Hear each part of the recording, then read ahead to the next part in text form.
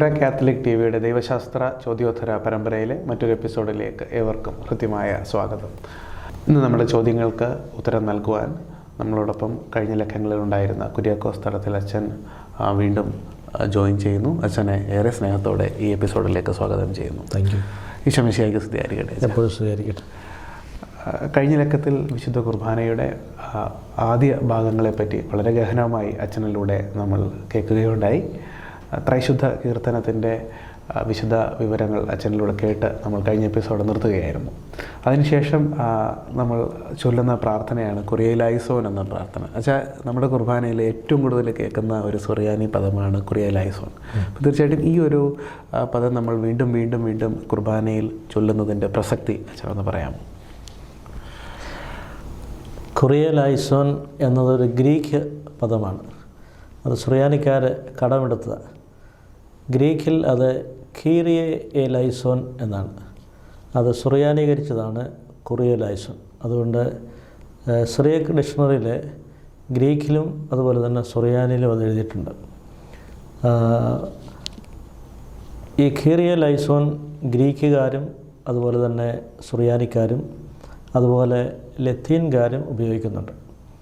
Second വാറ്റിക്കൻ കൗൺസിലിൻ്റെ ലത്തീൻ സഭയുടെ liturgical reformation അല്ലെങ്കിൽ ലിറ്റർജിക്കൽ റിഫോംസ് കഴിഞ്ഞപ്പോൾ ഗ്രീക്ക് സഭയിൽ നിന്ന് അവരെ കൂട്ടിച്ചേർത്താണ് കീറിയെ എലൈസോൻ ക്രിസ്തേ എലൈസോൻ, കർത്താവെ കനിയണമേ, ക്രിസ്തുവെ കനിയണമേ. അത് ഗ്രീക്കുകാരും സുറിയാനിക്കാരും പണ്ട് ഉപയോഗിച്ചിരുന്നു. രണ്ടാം വത്തിക്കാൻ കൗൺസിലിന് ശേഷം ഗ്രീക്ക് സഭയിൽ നിന്ന് ലത്തീൻ സഭ ഇത് പ്രധാനപ്പെട്ട പ്രാർത്ഥനയായതുകൊണ്ട് കൂട്ടിച്ചേർത്ത.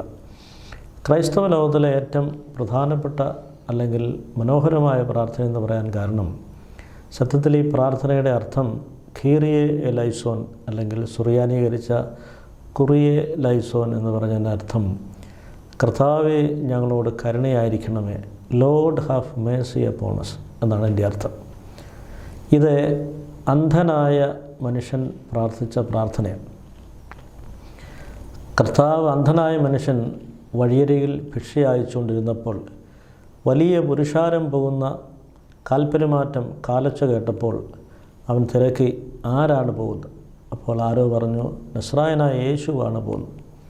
കർത്താവിനെ കണ്ടിട്ടില്ല, പക്ഷെങ്കിൽ അവനെക്കുറിച്ച് കേട്ടിട്ടുണ്ട്. അപ്പോൾ അവൻ ഉച്ചത്തിൽ വിളിച്ചു പറഞ്ഞാണ്, നസ്രായനായ യേശുവെ, പാപിയായ എന്നിൽ കനിയണമേ. കർത്താവ് അവൻ്റെ അടുക്കൽ ചെന്നു അവനോട് ചോദിച്ചു, നിനക്ക് ഞാൻ എന്ത് ചെയ്യണം? എനിക്കെൻ്റെ കണ്ണുകൾ കാഴ്ച ലഭിക്കണം. അവന് കാഴ്ച കൊടുക്കുകയാണ്. അവിടെ ഈ അന്ധൻ വിളിച്ചു പറഞ്ഞത്, പാപിയായ കർത്താവായ യേശുവെ, ദാവീദിൻ്റെ പുത്ര, പാപിയായി എന്നിൽ കനിയണമെന്ന്. അത് പ്രധാനപ്പെട്ട പ്രാർത്ഥനയാകാൻ കാരണം ആദ്യം നമ്മൾ സമ്മതിച്ച് പറയുകയാണ്, ഞാൻ പാപിയായ മനുഷ്യനാകുന്നു. രണ്ടാമത്, എനിക്ക് നിൻ്റെ കരുണ ആവശ്യമുണ്ട്. ഈ ആവശ്യബോധത്തിൽ നിന്ന് മനുഷ്യൻ്റെ ഹൃദയത്തിൽ നിന്ന് ഉരുവിടുന്നതാണ് കർത്താവെ എന്നോട് കരുണയായിരിക്കണമെന്ന്. മനുഷ്യൻ്റെ പാപാവസ്ഥ, ആ പാപാവസ്ഥയെക്കുറിച്ച് അവനുള്ള ബോധ്യം, ആ ബോധ്യത്തിൽ നിന്ന് ദൈവത്തിൻ്റെ സഹായത്തിന് വേണ്ടി അവൻ നിലവിളിക്കുന്നതാണ് ഏറ്റവും മനോഹരമായ പ്രാർത്ഥന. അതുകൊണ്ടാണ് Lord have Mercy upon us കീറിയെ ലൈസോൻ എന്ന് നമ്മൾ ചൊല്ലുന്നത്. ഇത് നമ്മുടെ ആരാധനയിൽ തലങ്ങനെയും വിലങ്ങനെയും എല്ലാം നമ്മൾ ചൊല്ലുന്നുണ്ട്. പ്രധാനപ്പെട്ട അല്ലെങ്കിൽ ആരാധനയുടെ കുർബാനയിൽ പല പ്രാവശ്യം നമ്മൾ കുറിയലൈസോൻ ചൊല്ലുന്നുണ്ട്. നമ്മളുടെ ലുത്തനിയ പ്രാർത്ഥനയുടെ മറുപടിയായിട്ട് നമ്മൾ കുറിയലൈസോൻ ചൊല്ലുന്നുണ്ട്.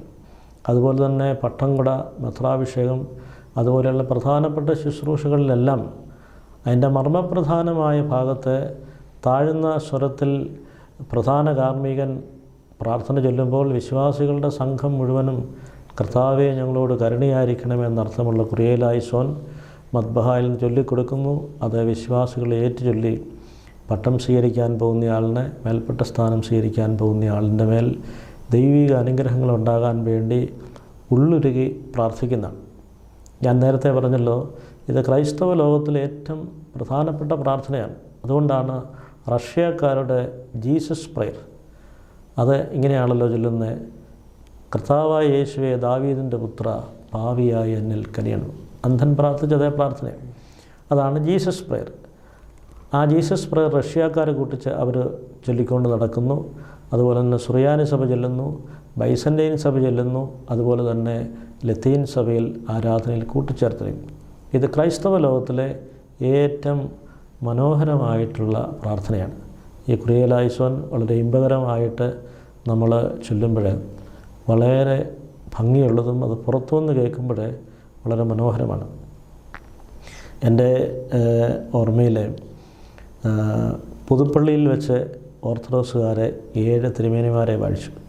അതിലെ ഒരു തിരുമേനി മാത്യൂസ് മാർ തീമോത്തിയോസ്, അദ്ദേഹം ഞങ്ങൾ ഒരുമിച്ച് റോമിൽ പഠിച്ച്, അതുകൊണ്ട് ഞാൻ അദ്ദേഹത്തിൻ്റെ മെത്രാഭിഷേകത്തിനെ സംബന്ധിച്ചു. അവിടെ ഈ 7 മെത്രാച്ചന്മാരെ വാഴിച്ചപ്പോൾ ഈ കാപ്പയ്ക്കുള്ളിലുള്ള കയ്യൊപ്പ് ശുശ്രൂഷ സമയത്ത് MP ജോർജ് അച്ഛൻ, ഓർത്തഡോക്സ് സഭയിലെ ഏറ്റവും നല്ല സംഗീതജ്ഞനും അതുപോലെ തന്നെ ഈ വൈദിക വിദ്യാർത്ഥികളെ സുറിയാനി സംഗീതവും ആരാധനാ സംഗീതം പഠിപ്പിക്കുന്നതല്ല. പ്രിയപ്പെട്ട അച്ഛൻ MP ജോർജ് അച്ഛന് ഗായക സംഘത്തെ കൊണ്ട് 3 രീതിയിൽ ഈ കുറിയലായിസോൻ ചൊല്ലിച്ചു. ഒന്ന്, നമ്മൾ സാധാരണ പള്ളികളിൽ ചെല്ലുന്ന പോലെ കുറിയലായിസോൻ നീട്ടി. പിന്നീട് സിറിയൻ ഓർത്തഡോക്സുകാർ ചെല്ലുന്ന രീതിയിൽ. മൂന്നാമത് ഗ്രീക്കുകാർ ചെല്ലുന്നത്. ഇതിങ്ങനെ മാർജ് ചെയ്ത് കുറിയലായിസോൻ ചൊല്ലി 7 തിരുമേനിമാരെ വാഴിക്കുന്ന ഓരോരുത്തർക്കും ഒരു 10-20 മിനിറ്റ് കാപ്പയ്ക്കുണ്ട്. അപ്പം ഈ ഇത്രയും സമയം ഈ കുറിയലായിസോൻ ഇമ്പകരമായി ചൊല്ലി ആ ശുശ്രൂഷ മനോഹരമാക്കുക. നമ്മളത് പുറത്തു നിന്ന് കേൾക്കുമ്പോഴാണ് അതിൻ്റെ മനോഹാരിത. അച്ഛനത് വളരെ മനോഹരമായിട്ട് 3 സ്റ്റൈലിൽ, സാധാരണ നമ്മൾ ചൊല്ലുന്നത്, സിറിയൻ ഓർത്തഡോക്സുകാർ ചൊല്ലുന്നത്, അതുപോലെ ഗ്രീക്കുകാർ ചൊല്ലുന്നത്, ഈ 3 രീതിയിൽ ചൊല്ലി മനോഹരമായിട്ട് ചൊല്ലുന്നത് എൻ്റെ മനസ്സിൽ ഇപ്പോഴുമുണ്ട്. അപ്പോൾ അതുകൊണ്ട് ക്രൈസ്തവ ലോകത്തിലെ ഏറ്റവും പ്രധാനപ്പെട്ട മനോഹരമായ പ്രാർത്ഥനയാണ് കുറിയലായിസോൻ. ശരിക്കും അച്ഛൻ പറഞ്ഞതുപോലെ വളരെ ചെറുതാണെങ്കിലും വലിയ അർത്ഥവും നമ്മുടെ ഒരു ശുശ്രൂഷകളിലും നമ്മുടെ കുദാശകളിലും ഞാൻ ഓർക്കുകയായിരുന്നു, മാമോദീസയിലും എല്ലാം എവിടെയൊക്കെ രഹസ്യ പ്രാർത്ഥനയുണ്ടോ അവിടെയെല്ലാം ജനങ്ങൾ കരുണയ്ക്ക് വേണ്ടി പ്രാർത്ഥിക്കുന്ന ഒരു സാഹചര്യം. അപ്പം ഈ രഹസ്യ പ്രാർത്ഥന ചൊല്ലുക എന്ന് പറയാൻ സത്യത്തിൽ അത് ഓഡിബിൾ പ്രേയേഴ്സ്, ഇനോഡിബിൾ പ്രേയേഴ്സ് എന്നാണ്. ഉയർന്ന സ്വരത്തിൽ ഉള്ള പ്രാർത്ഥനയും താഴ്ന്ന സ്വരത്തിലുള്ള പ്രാർത്ഥനയും. അപ്പോൾ ആ സമയത്ത് താഴ്ന്ന സ്വരത്തിലുള്ള പ്രാർത്ഥന ചൊല്ലുമ്പോൾ, കർമ്മിയൻ ചൊല്ലുമ്പോൾ, ആ പ്രാർത്ഥന മിക്കപ്പോഴും ഈ മാമോദീസ സ്വീകരിക്കുന്ന അല്ലെങ്കിൽ പട്ടം സ്വീകരിക്കുന്ന, മേൽപ്പെട്ട സ്ഥാനം സ്വീകരിക്കുന്നവർക്ക് വേണ്ടിയുള്ള പ്രാർത്ഥനയാണ്. ആ സമയത്ത് വിശ്വാസികളുടെ ഭാഗത്തു നിന്ന് ഈ പട്ടം സ്വീകരിക്കാൻ പോകുന്ന ആളിന് വേണ്ടി അവർ എല്ലാവരും കൂടി ഏകയോഗമായിട്ട് പ്രാർത്ഥിക്കുക. അപ്പോൾ ആ രീതിയിലാണത് സുറിയാനി സഭയിൽ ക്രമീകരിച്ചിരിക്കുന്നത്. എല്ലാവർക്കും, വിശ്വാസികളുടെ സംഘം മുഴുവൻ ഇദ്ദേഹത്തിന് വേണ്ടി പ്രധാന കാർമ്മികനോട് ചേർന്ന് ഉള്ളുരുകി പ്രാർത്ഥിക്കുന്ന ഒന്നാണ് അതിൻ്റെ പിന്നിലെ ചേതോവികാരം. പക്ഷെ നമ്മൾ കുർബാനയിൽ അങ്ങനെ കരുണയ്ക്ക് വേണ്ടി പ്രാർത്ഥിച്ചതിന് ശേഷം നമ്മൾ വിശുദ്ധ ഗ്രന്ഥ വായനയ്ക്ക് വേണ്ടി അല്ലെങ്കിൽ വായന ധ്യാനിക്കുകയും നമ്മൾ പ്രാർത്ഥിക്കുകയും ചെയ്യുന്നു. എനിക്ക് തോന്നിച്ചാൽ മറ്റ് സഭകളിൽ നിന്ന് വീണ്ടും നമ്മുടെ ആരാധനാക്രമത്തെ മാറ്റി നിർത്തുന്ന ഒരു കാര്യമാണ് നമ്മുടെ വായനകൾ, പ്രത്യേകിച്ച് വായനകളുടെ ക്രമീകരണം. പഴയ നിയമ വായന നമ്മൾ ആദ്യം വായിക്കുന്നു, ശേഷം നമ്മൾ പുതിയ നിയമ വായന, അച്ഛൻ അതിനെപ്പറ്റി കഴിഞ്ഞ ലക്കത്തിൽ സൂചിപ്പിച്ചിട്ടുണ്ടായിരുന്നു. അങ്ങനെ നമ്മൾ പുതിയ നിയമ വായനയിലേക്ക് കടക്കുന്നു. പ്രത്യേകിച്ച് ഇങ്ങനെ 2 സെപ്പറേറ്റ് രീതിയിൽ ക്രമീകരിച്ചിരിക്കുന്ന വായനകളുടെ പ്രാധാന്യം, അതുപോലെ തന്നെ പുതിയ നിയമ വായനകൾ ഇതിന് ശേഷം നമ്മൾ ധ്യാനിക്കുന്നതിനുള്ള പ്രാധാന്യവും അച്ഛനത് വിവരിക്കാം. സുറിയാനി സഭയിൽ വിശുദ്ധ കുർബാനയിൽ 7 വേദവായനകളാണുള്ളത്. 4 പഴയ നിയമത്തിൽ നിന്നുള്ളത്. അത് മറ്റ് സഭകളിൽ നിന്ന് വ്യത്യസ്തമായിട്ട് പഴയ നിയമ വായനകൾ അന്ത്യോക്യൻ സുറിയാനിക്കാർ വായിക്കുന്നത് പഴയ നിയമ സംഭവങ്ങൾ നമ്മൾ ഒരുക്ക ശുശ്രൂഷയുടെ സമയത്ത് അനുഷ്ഠിക്കുമ്പോൾ ആ സമയത്ത് തന്നെ പഴയ നിയമ വായനകൾ വായിക്കണം. എന്നാൽ മറ്റ് സഭകളിലെ പഴയ നിയമ വായനയും പുതിയ നിയമ വായനയും എല്ലാം വചന ശുശ്രൂഷയുടെ സമയത്താണ് വായിക്കുന്നത്. നമ്മളത് 2ആയിട്ട് ക്രമീകരിച്ചിരിക്കുന്നു. പഴയ നിയമ വായനകളെ, പഴയ നിയമ ഭാഗം നമ്മൾ ഓർമ്മിക്കുന്ന സമയത്ത് പഴയ നിയമ വായന, വചന ശുശ്രൂഷയുടെ സമയത്ത് പുതിയ നിയമത്തിൽ നിന്നുള്ള വായനകളാണ് നമ്മൾ നടത്തുന്നത്. അത് ഒന്നാമത്തെ 2 വായനയുടെ മുമ്പിൽ ആയിട്ട് ഓരോ ഗീതം ക്രമീകരിച്ചിട്ടുണ്ട്. ആ ഗീതം വളരെ പ്രസക്തമാണ്. ഒന്നാമത്തെ വായന എപ്പോഴും ശ്ലീഹന്മാരുടെ നടപടി പുസ്തകത്തിൽ നിന്നുള്ളത്, അല്ലെങ്കിൽ കാതോലിക ലേഖനം. പിന്നീട് വളരെ ലേറ്ററായിട്ടാണ് സുറിയാനി സഭ വെളിപാട് പുസ്തകത്തിൽ നിന്നുള്ള വായന തുടങ്ങി. അപ്പം കാതോലിക ലേഖനങ്ങൾ ആക്ട്സ് ഓഫ് ദി അപ്പോസിൽസ്, അതുപോലെ ബുക്ക് ഓഫ് റെവലേഷൻ. കാതോലിക ലേഖനങ്ങളെല്ലാം ശ്ലീഹന്മാർ എഴുതിയതാണ്. പത്രോസിൻ്റെ, യാക്കോബിൻ്റെ, യോഹന്നാൻ്റെ ലേഖനങ്ങളാണ്. അപ്പം ആ ലേഖനം വായിക്കുന്നതിന് മുൻപേ അപ്പസ്തോല പ്രവർത്തനങ്ങൾ പൂർണ്ണമായിട്ടും അപ്പസ്തോലന്മാരുടെ ആദിമസഭയിലെ പ്രവർത്തനങ്ങളാണ്. ബുക്ക് ഓഫ് റെവലേഷൻ എന്ന് പറയുന്നത് യോഹന്നാനുണ്ടായ വെളിപാട്. അപ്പോൾ ഇത് പ്യൂർലി പരിശുദ്ധ ശ്ലീഹന്മാർ, കർത്താവിൻ്റെ 12 ശിഷ്യന്മാരായ അപ്പസ്തോലന്മാരുടെ കാര്യമാണ്. അപ്പോൾ അതുകൊണ്ട് അതിന് മുൻപുള്ള ഭൂവിലശേഷം ദൈവത്താൽ പ്രേരിതരായി ശ്ലീഹന്മാർ പോയി അവിടെ ചൊല്ലുന്ന ആ ഗീതത്തിൻ്റെ അർത്ഥം പരിശുദ്ധ റൂഹായാൽ പ്രേരിതമായി പരിശുദ്ധ ശ്ലീഹന്മാർ ലോകത്തിലെങ്ങും പോയി സുവിശേഷം പ്രസംഗിച്ചു, അത് സ്വീകരിക്കുന്നവരെ ഭാഗ്യവാന്മാർ എന്ന് പറയും. നമ്മൾ ഈ ആദ്യത്തെ ലേഖനം, ഒന്നാമത്തെ ലേഖനം എപ്പോഴും ഞാൻ ഈ പറഞ്ഞ പുസ്തകം കാതോലിക ലേഖനം, അപ്പസ്തോല പ്രവർത്തനം, ബുക്ക് ഓഫ് റെവലേഷനാണ്. ഇത് വായിക്കുമ്പോൾ നമ്മൾ പണ്ട് വായിച്ചിരുന്നു പരിശുദ്ധ ശ്ലീഹന്മാരുടെ നടപടി പുസ്തകത്തിൽ നിന്നും ഹാബീബായ് ബാർക്കുമോ. ഇപ്പോൾ അങ്ങനെ ഹാബീബായ് പറയുന്നില്ല. പക്ഷെങ്കിൽ ആ വായന തുടങ്ങുമ്പോൾ ഇപ്പോൾ നമ്മൾ പറയുന്നത് പരിശുദ്ധ ശ്ലീഹന്മാരുടെ നടപടി പുസ്തകത്തിൽ നിന്നും ബാർക്കുമോർ. അതിൻ്റെ അഭിസംബോധന എപ്പോഴും എൻ്റെ വാത്സല്യമുള്ളവരെ എന്ന് പറഞ്ഞുകൊണ്ട്. ഹബീബായ് എന്ന് പറഞ്ഞാൽ എൻ്റെ വാത്സല്യമുള്ളവരെ എന്നാണ്. അപ്പോൾ ഇത് ഹബീബായ് എന്ന ഈ വാക്ക് അവിടെ കൂട്ടിച്ചേർത്തിരിക്കുന്നത് അപ്പസ്തോലന്മാരുടെ വാത്സല്യത്തിന് ഭാജനങ്ങളാണ് വിശ്വാസികൾ. അതുകൊണ്ടാണ് കുഞ്ഞുമക്കളെ വാത്സല്യഭാജനങ്ങളെ എന്നെല്ലാമാണ് ഈ ലേഖനത്തിൽ, അല്ലെങ്കിൽ കാതോലിക ലേഖനത്തിൽ പരിശുദ്ധ ശ്ലീഹന്മാർ വിശ്വാസികളെ സംബോധന ചെയ്യും. ഇതിൻ്റെ അടിസ്ഥാനത്തിലാണ് സുറിയാനി സഭയിൽ, നമ്മുടെ സഭയിൽ മേൽപ്പട്ടക്കാരും പട്ടക്കാരും ആശീർവാദം, കുർബാനയിൽ ആശീർവാദം കൊടുക്കുമ്പോൾ 2 പ്രത്യേകമായ വ്യത്യാസമുണ്ട്. അച്ഛന്മാർ ഞങ്ങൾ ആശീർവാദം കൊടുക്കുമ്പോൾ പിതാവാം ദൈവത്തിൻ്റെ സ്നേഹവും ഏകജാതൻ്റെ കൃപയും പരിശുദ്ധ റൂഹായുടെ സംസർഗവും ആവാസവും എൻ്റെ സഹോദരങ്ങളെ നിങ്ങളെല്ലാവരോടും ഉണ്ടായിരിക്കട്ടെ. എന്നാൽ മേൽപ്പട്ടക്കാരൻ ആശീർവാദം കൊടുക്കുമ്പോൾ എൻ്റെ വാത്സല്യ ഭാജനങ്ങളെ നിങ്ങളെല്ലാവരോടും കൂടെ ഉണ്ടായിരിക്കട്ടെ. അത് ഒരു വ്യത്യാസത്തിന് വേണ്ടി മാത്രം വിചാരിക്കുന്നതല്ല, നേരെ മറിച്ച് ഞാൻ മുമ്പ് പറഞ്ഞ അടിസ്ഥാനത്തിലാണ്. മെത്രാച്ചന്മാരെന്ന് പറയുന്നവരെ അപ്പസ്തോലന്മാരുടെ പിൻഗാമികളാണ്. അപ്പസ്തോലൻ്റെ വാത്സല്യത്തിൻ്റെ ഭാജനമാണ് വിശ്വാസികൾ. അതുകൊണ്ടാണ് അപ്പസ്തോലന്മാർ ആദിമസഭയിൽ കുഞ്ഞുമക്കളെ വാത്സല്യമുള്ളവരെന്ന്, പ്രത്യേകിച്ച് യോഹന്നാൻ ശ്ലീഹായും ഒക്കെ അങ്ങനെ അഭിസംബോധന ചെയ്തിരിക്കുന്നു.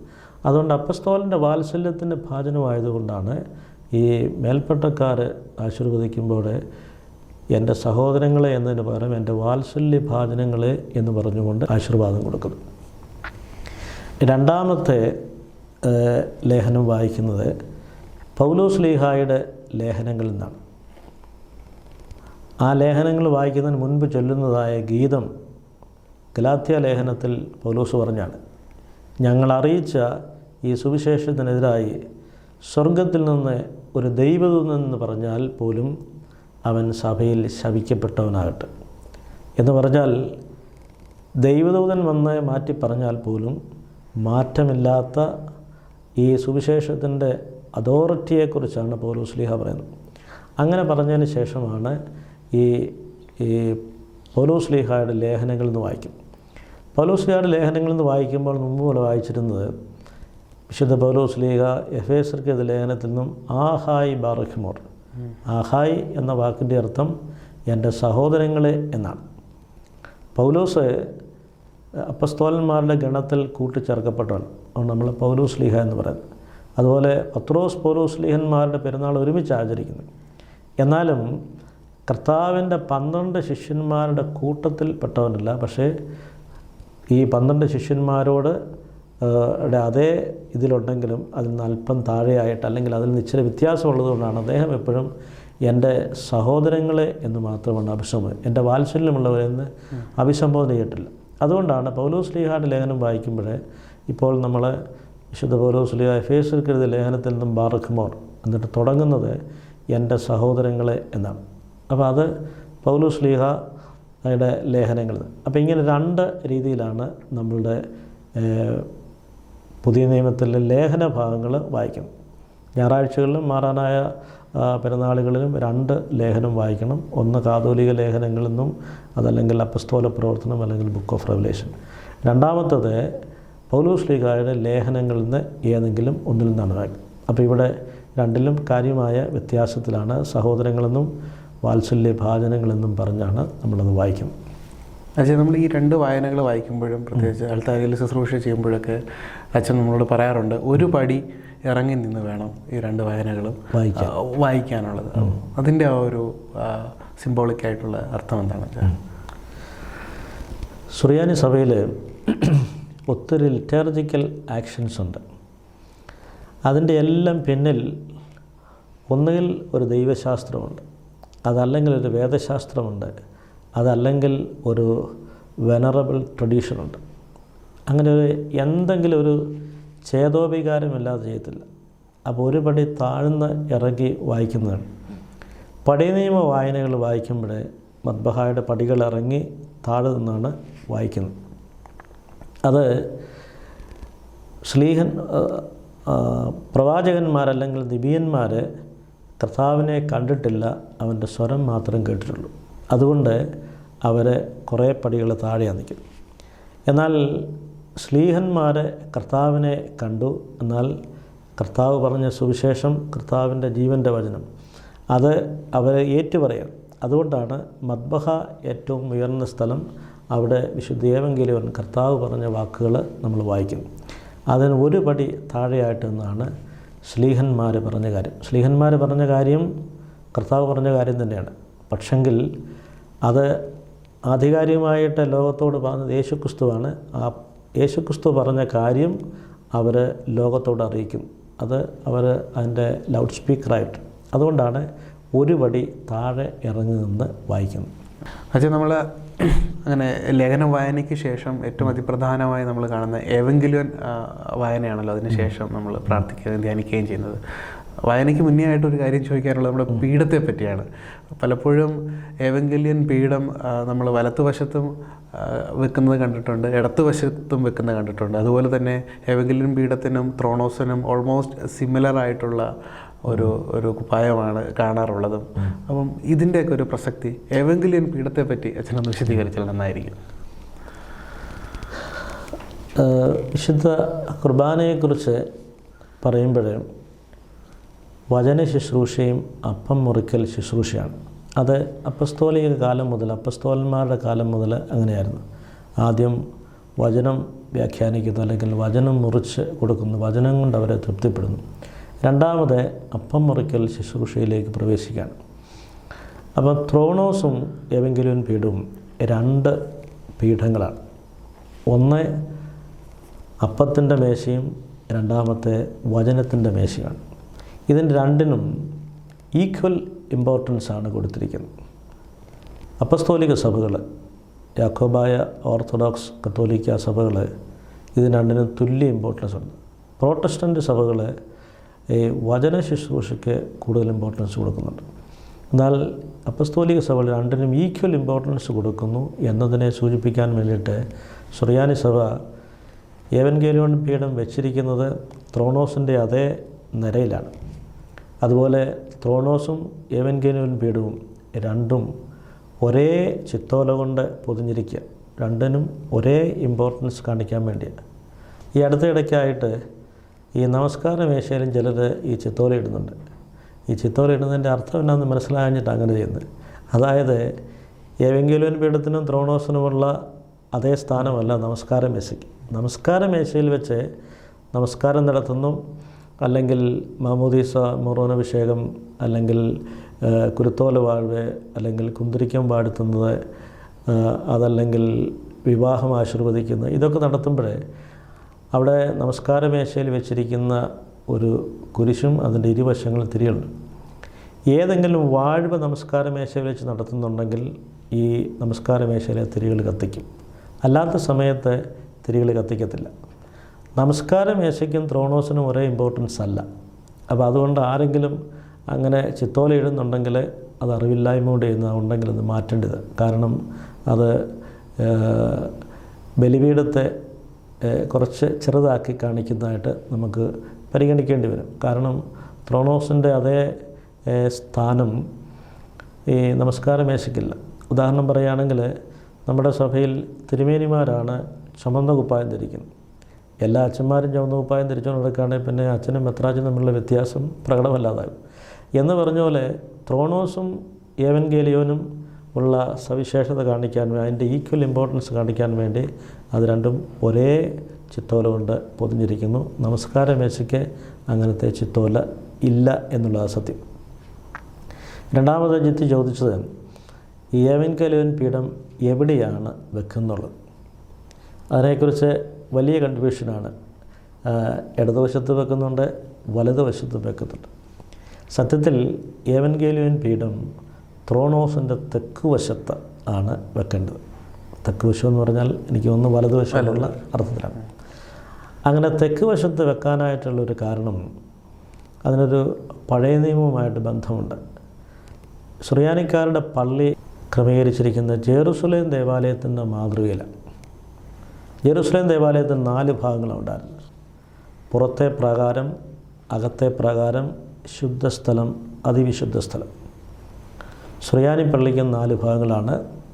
പുറത്തെ പ്രാകാരത്തിൻ്റെ സ്ഥലത്തെ മോണ്ടളം, അകത്തെ പ്രാകാരത്തിൻ്റെ സ്ഥലത്തെ ഹൈക്കില, ശുദ്ധസ്ഥലത്തിൻ്റെ സ്ഥാനത്തെ കെസ്തൂമ, അതിവിശുദ്ധ സ്ഥലത്തിൻ്റെ സ്ഥാനത്തെ മദ്ബഹ.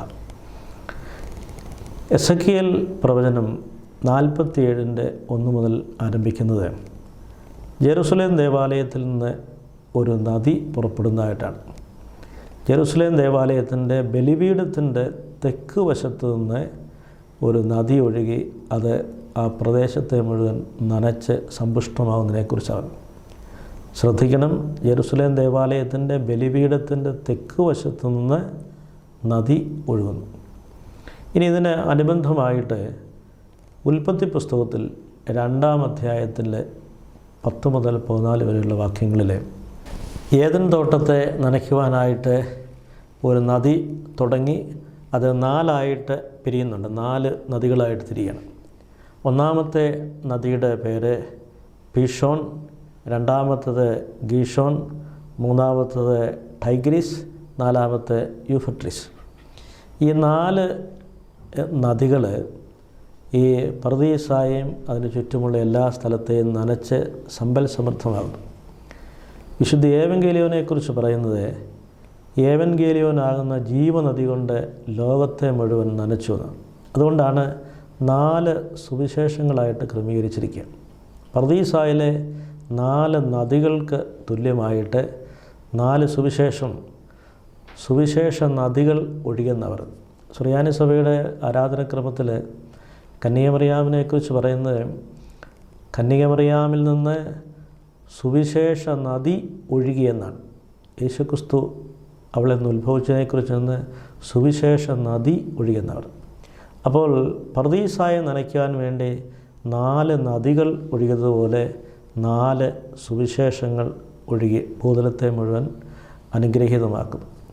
അപ്പം ജെറുസലേം ദേവാലയത്തിൻ്റെ തെക്ക് വശത്തെ ബലിപീഠത്തിൻ്റെ തെക്ക് വശത്തു നിന്ന് ജീവനദി ഒഴുകുന്നത് പോലെ സൂചിപ്പിക്കാൻ വേണ്ടിയിട്ട് സുവിശേഷമാകുന്ന നദി ഒഴുകുന്ന ഏവൻഗേലിയോൻ പീഠം ബലിപീഠത്തിൻ്റെ തെക്ക് വശത്ത് വെക്കുക എന്നുള്ളതാണ് അതിൻ്റെ പിന്നിലുള്ള വേദശാസ്ത്രപരമായ ഒരു അടിസ്ഥാനം. അതുകൊണ്ടാണ് അങ്ങനെ വെച്ചിരിക്കുന്നത്. ഇടതുവശത്ത് വെക്കുന്നിടത്തുണ്ട്, പക്ഷെങ്കിൽ വലതുവശത്താണ് അത് വെക്കേണ്ടത്. ദൈവശാസ്ത്ര ചോദ്യോത്തര പരമ്പരയിലെ ഈ എപ്പിസോഡ് ഇവിടെ പൂർത്തിയാകുന്നു. വിശുദ്ധ കുർബാനയെപ്പറ്റി കൂടുതൽ ആഴത്തിൽ അറിയുവാൻ വീണ്ടും അടുത്ത എപ്പിസോഡിൽ നമ്മൾ കണ്ടെത്തുന്നതുവരെ ഏവർക്കും ഒരു നല്ല ദിനം ആശംസിക്കുന്നു.